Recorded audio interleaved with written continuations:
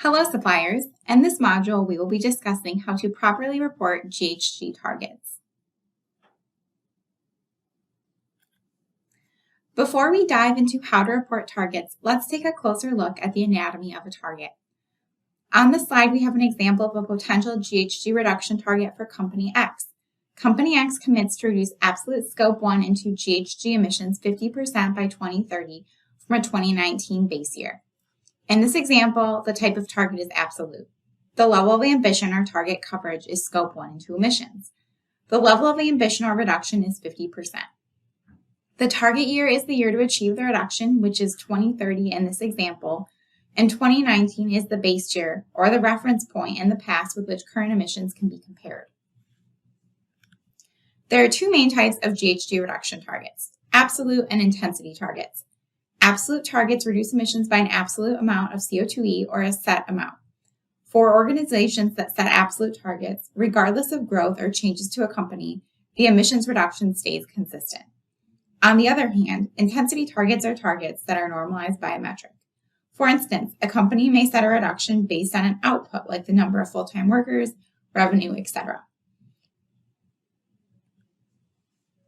In recent years, science-based targets have been the gold standard for emissions reduction targets. While many countries or municipalities may have reduction targets, corporate action is also essential in ensuring the world avoids the worst impacts of climate change. Science-based targets do just that. They are targets that demonstrate that an organization is working towards carbon reductions in line with what science says is necessary. In particular, there is an organization called the Science-Based Targets Initiative, or SBTI, that provides independent assessment and validation of targets. When a company has a target, it can be an absolute or intensity target, and as long as it is aligned with science-based target criteria, it can be considered science-based.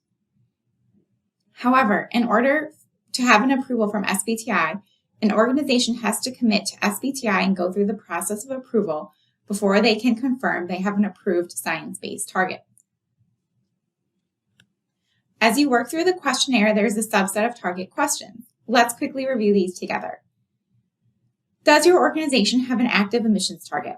This is a yes or no question. However, in order to have an active target, your target must be relevant this year. For example, if I have a GHG reduction target and the base year is 2018 and the target year is 2021, that target has expired and is no longer active.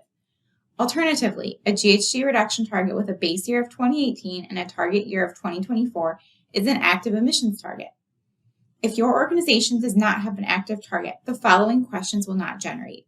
However, if you do have an active emissions target, you will be prompted to answer additional questions.